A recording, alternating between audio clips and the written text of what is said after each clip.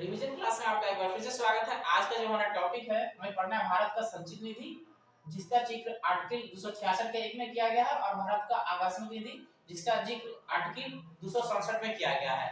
आज हम इसका रिवीजन करेंगे और जानेंगे यहाँ से कौन सा प्रश्न बनता है। अगर आप प्रीवियस उलट के देखिएगा प्रीवियस ईयर का क्वेश्चन, तो आपको यहाँ से मिल जाएगा, क्वेश्चन यहाँ से भर के आता है, ठीक है। लेकिन इससे पहले हम एक अपडेट आपको देना चाहेंगे। एलपी आरआरबी एलपी जो भरे हैं उसका एडमिट कार्ड आ गया है। आप एडमिट कार्ड निकाल करके चेक कर लीजिए कि आपका एग्जाम कहाँ है, किस डेट में है, सेंटर कैसे है। आप इसको चेक कर लीजिए ताकि आप प्रिपेयर रहेंगे एग्जाम सेंटर पे जाने के लिए, ठीक है। जब आपको अचानक पता चलता है कि आज मेरा एग्जाम है, तो आप संतुलन नहीं बना पाते, इसलिए आप पहले से एडमिट कार्ड चेक कर लीजिए किस शहर में आपका एग्जाम सेंटर है, ठीक है। तो देखते हैं भारत के संचित निधि के बारे में, ठीक है। आपको बताना चाहेंगे भारत के संचित निधि में जो भारत से जो भी टैक्स लिया जाता है वो सब संचित निधि में ही रखा रहता है, जमा रहता है, ठीक है। तो देखते हैं इसके बारे में। भारत सरकार को प्राप्त सभी राजस्व, जिसे आयकर, निगम कर, सीमा शुल्क, उत्पाद शुल्क, ट्रेजरी बिल जारी करने के लिए जो ऋण, अतिरिक्त एवं बाह्य ऋण, दिए गए ऋण की अदायगी से प्राप्त राशि, ये सभी निधि जिसे भारत की संचित निधि कहा जाता है, इसी में जमा रहता है संचित निधि में। अगर संचित निधि से धन निकालना है तो संचित निधि में कोई भी धनराशि संसद द्वारा विनियोग विधेयक, आप याद रखिएगा, अगर संचित निधि से धन निकालना है तो आपको विनियोग विधेयक पास करना होगा संसद से, ठीक है। विनियोग विधेयक पारित कर दिए जाने के पश्चात ही निकाला जा सकता है या व्यय किया जा सकता है। ये जो विनियोग विधेयक अगर पास नहीं होता है तो आपको वहां से पैसा नहीं निकलेगा, ठीक है। ये जो विनियोग विधेयक है, ये जो बात किया गया है आर्टिकल 114 के 3 के तहत, अगर संसद, लोकसभा, राज्यसभा पास कर देता है विनियोग विधेयक, तो आप संचित निधि से धन निकाल सकते हैं, ठीक है। और ये जो बात कही गई है आर्टिकल 114 के 3 के तहत, ठीक है। अगर विनियोग विधेयक पास नहीं होता है तो आप वहां से पैसे नहीं निकाल सकते हैं। अब आपको बताना चाहेंगे विनियोग विधेयक को हर हाल में ना एक नए वित्त वर्ष प्रारंभ होने यानी 1 अप्रैल से पहले पारित करा लिया जाएगा, किंतु कभी-कभी ऐसी परिस्थिति आ जाती है जब बजट प्रक्रिया 1 अप्रैल से पहले संपन्न नहीं हो पाता। इसके लिए जब तक बजट प्रक्रिया पूरा नहीं हो जाए, इस दौरान व्यय के लिए लेखा अनुदान, यानी कि बजट प्रक्रिया जब पूरा नहीं होता है तब लेखा अनुदान पारित कर कुछ धन व्यय व्यवस्था की जाती है। यानी कहने का मतलब कि जब बजट प्रक्रिया पूरा नहीं हुआ है तो आप अपना लेखा अनुदान के जरिए ना बजट धन का व्यवस्था किया जाता है ताकि वो सरकार अपनी खर्चा चला सके, ठीक है। यानी लेखा अनुदान सरकार के व्यय पक्ष में संबंधित होता है, जो बजट प्रक्रिया पूरी न होने के चलते व्यय की व्यवस्था करने के लिए पारित किया जाता है। लेखा अनुदान का प्रावधान अस्थायी अथवा अस्थायी दोनों प्रकार के सरकार के लिए किया जा सकता है। यानी जो लेखा अनुदान है, जब विनियोग विधेयक पास नहीं होता है तो सरकार चलाने के लिए जो खर्च चाहिए वो पहले इसी लेखा अनुदान के माध्यम से दिया जाता है। अगर अस्थायी सरकार है और अस्थायी है, दोनों के लिए ये प्रक्रिया लाया जा सकता है, ठीक है। अब बताना चाहेंगे चुनावी वर्ष के बारे में। चुनावी वर्ष जैसे 2024 में चुनावी वर्ष था, इस बार एक बार चुनाव से पहले बजट लाया गया और जब सरकार जीत गया तो फिर पूरी तरह से बजट लाया गया, ठीक है। तो आप सबको पता होगा। तो चुनावी वर्ष में लोकसभा के विघटन से पहले और सरकार के गठन होने तक की वित्तीय वर्ष के एक भाग के लिए व्यय की व्यवस्था के लिए अंतरिम बजट का प्रावधान किया जाता है, जैसे कि सीतारमण ने इस बार अंतरिम बजट पेश किया था, ठीक है। लेखानुदान और अंतरिम बजट के बीच अंतर यह है कि लेखानुदान पारित करने का कारण व्यय के लिए धन की व्यवस्था करना होता है, जबकि अंतरिम बजट में व्यय के प्राप्ति दोनों का विवरण होता है। अंतरिम बजट सामान्य बजट से इस रूप से अलग होता है, उसे चुनाव वर्ष में नई सरकार के गठन तक ही अवधि के लिए किया जाता है। आगे नई सरकार अपने हिसाब से बजट प्रस्तुत करेगी। जैसे कि इस साल चुनावी वर्ष था तो निर्मला सीतारमण जी ने बजट पेश किया, तो चुनावी वर्ष था इसलिए ना वो खर्च तभी निकाल पाई, उतना ही निकाल पाई जो चुनाव होते होते उनका काम हो जाए, ठीक है।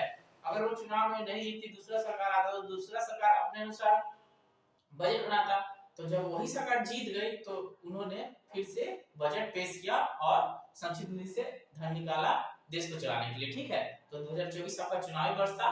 तो अभी आपने जो ये जो पढ़ रहे हैं आर्टिकल 266 के अंदर संचित निधि, तो इस संचित निधि से चुनावी वर्ष के लिए पहले धन निकाला गया और जब चुनाव खत्म हो गया फिर वही जीत कर आया तो फिर नए सिरे से उन्होंने बजट पेश किया, ठीक है। तो आप लोग देखे होंगे इसके बारे में आप जानते हैं। पता है भारत की संचित निधि पर पारित व्यय निम्न है, यानी भारत की संचित निधि से जो खर्च होता है वो कहां-कहां होता है उसके बारे में जानिए। राष्ट्रपति का वेतन, भत्ता व अन्य व्यय संचित निधि से दिया जाता है। राज्यसभा सभापति और उपसभापति तथा लोकसभा अध्यक्ष और उपाध्यक्ष के वेतन भत्ते संचित निधि से दिया जाता है। सर्वोच्च न्यायालय के न्यायाधीशों के वेतन भत्ता तथा पेंशन और उच्च न्यायालय के न्यायाधीशों की पेंशन संचित निधि से दिया जाता है। भारत के नियंत्रण महालेखा परीक्षक के वेतन भत्ता और पेंशन संचित निधि से दिया जाता है। ऐसा ऋण भार जिसका ना दायित्व भारत सरकार पर है तो उसका ऋण भार संचित निधि से दिया जाता है। भारत सरकार पर किसी न्यायालय द्वारा दी गई डिग्री या पंचांग ये भी संचित निधि से दिया जाता है। कोई अन्य व्यय जो संविधान द्वारा संसद निधि द्वारा इस प्रकार पारित कर दिया गया हो तो ये भी संचित निधि से दिया जाता है। अब बात करेंगे भारत के लोक वित्त पर संबंधित नियंत्रण एवं विधियां। कौन सा विधि है जिससे न लोक वित्त को खर्च करने को न रोकता है। तो देखिए संसद के सम्मुख वार्षिक वित्तीय विवरण का प्रस्तुत किया जाना। तो कहता है लोक वित्त पर नियंत्रण रखने के लिए अनुच्छेद 112। तो आपको पूछेगा अनुच्छेद 112 का संबंध किससे है तो है लोक वित्त पर नियंत्रण रखने के लिए प्रावधान किया गया है कि राष्ट्रपति प्रत्येक वित्तीय वर्ष के संदर्भ में संसद के दोनों सदनों में वार्षिक वित्तीय विवरण यानी अनुच्छेद 112 में वार्षिक वित्तीय विवरण जिसको आप बजट कहते हैं प्रस्तुत करना है। ठीक है। विनियोग विधेयक के पारित होने के बाद ही भारत की संचित निधि से मुद्रा निकाल पाना। आप अगर जब तक विनियोग विधेयक पारित नहीं होगा तब तक ना आप संचित निधि से धन नहीं निकाल सकते। ठीक है। भारत की संचित निधि से राशि तभी निकाली जा सकती है जब इसके लिए ना विनियोग विधेयक पारित करा लिया जाए। तो जब तक विनियोग विधेयक पारित नहीं होगा आप संचित निधि से धन नहीं निकाल सकते। ठीक है। तो आप याद रखिए आपको पूछेगा वार्षिक वित्तीय विवरण बताया गया इसका चर्चा कितना में था अनुच्छेद 112 में। तो आप देखते हैं अनुपूरक अनुदान तथा लेखानुदान का प्रावधान। तथा अनुपूरक अनुदान एवं लेखानुदान के माध्यम से भी लोक वित्त पर प्रभावी नियंत्रण रखा जा सकता है। अनुपूरक अनुदान की मांग को उस समय सरकार के द्वारा लोकसभा में लाया जा सकता है जब कभी वित्तीय वर्ष की समाप्ति से पहले सरकार को यह अनुभव हो कि पहले स्वीकृति किया गया अनुदान उसमें प्रयोजन के लिए पर्याप्त नहीं है। यानी कि अब लेखानुदान कब लेके आएंगे जो उन्होंने बजट बनाया है उस बजट से भी ज्यादा खर्च हो रहा है। ठीक है।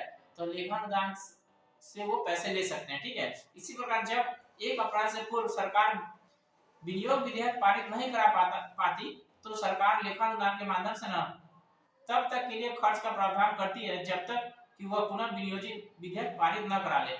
यानी कि उनको खर्च चाहिए तो जब तक विनियोग विधेयक पारित नहीं होता है तब तक वो खर्च के लिए लेखानुदान के माध्यम से ले लेंगे और जब फिर से विनियोग विधेयक पारित हो जाएगा ना तो वो अपना मैनेज कर लेंगे। कहता है ऐसा सामान्य चुनावी वर्ष या लोकसभा के विघटन होने की स्थिति में होता है। तो आप जानते हैं 2024 चुनावी वर्ष था। आप सभी जानते हैं 2024 चुनावी वर्ष था तो इस प्रक्रिया को अपनाया गया। ठीक है। अब देखते हैं संसद में वित्त विधेयक का प्रस्तुत किया जाना। संसद में वित्त विधेयक के द्वारा भी लोक वित्त पर नियंत्रण रखा जा सकता है। वित्त विधेयक को बजट सत्र में विनियोग विधेयक के साथ साथ पारित किया जाता है। ठीक है। तो ये था आपका संचित निधि के बारे में। अब हम आकस्मिक निधि के बारे में जानेंगे और इसकी महत्वपूर्ण बातों को समझेंगे। ठीक है। सबसे पहले तो एक 267 आर्टिकल 267 में आपको आकस्मिक निधि के बारे में वर्णन किया गया है। अब जानते हैं इसमें क्या है। संविधान का अनुच्छेद 267 संसद और राज्य विधानमंडल को यथास्थिति भारत या राज्य की आकस्मिक निधि सृजित करने की शक्ति देता है। यह निधि भारत को आकस्मिक निधि 1950 ईस्वी द्वारा गठित किया गया था। ये जो आकस्मिक निधि गठित किया गया 1950 में, साल ही याद रखिएगा कि कब इसको बनाया गया था। तो 1950 में इसको बनाया गया। 1950 ईस्वी में इसको गठित किया गया आकस्मिक निधि को। ठीक है। आकस्मिक निधि को 1950 ईस्वी में बनाया गया। ठीक है। फिर से मैं इसको ठीक कर देता हूँ। 1950 ईस्वी में आकस्मिक निधि का सृजन कब किया गया? 1950 में। ठीक है। अब देखते हैं इसमें और क्या क्या मुख्य बातें हैं। यह निधि कार्यपालिका के व्यवधान ही है। जब तक विधानमंडल अनुपूरक अतिरिक्त या अधिक अनुदान द्वारा ऐसे व्यय को अधिकृत नहीं करता है तब तक समय समय पर अनवेक्षित व्यय करने के प्रयोजन के लिए कार्यपालिका इस निधियों से अग्रसित धन ले सकती है। इस निधि में कितनी रकम हो यह सुनिश्चित विधानमंडल विनियमित करेगा। यानी कि जब पैसे की जरूरत है और विनियोग विधेयक पारित नहीं है तो आकस्मिक निधि से वो पैसे ले सकते हैं। ठीक है। और ये सारा निर्भर करता है कितना धन लेंगे, तब जो मंत्रिमंडल होता है, समुचित विधानमंडल होता है, उस पर निर्भर करता है। ठीक है। तो यहाँ से मोटा मोटा आपको प्रश्न आएगा कि भारत का संचित निधि का संबंध आर्टिकल कितना से है? तो 266। और आकस्मिक निधि का संबंध कितना है? तो आर्टिकल 267। और इसमें एक लेखानुदान आपने समझा और आपने विनियोग विधेयक समझा। तो विनियोग विधेयक आर्टिकल 114 में के 3 में वर्णन किया गया है। यहाँ से एक प्रश्न ये आएगा आपको। ठीक है। तो आपको आगे मैं आपको बताऊंगा संविधान का संशोधन, अगले टॉपिक में हम इसको देखेंगे, ठीक है।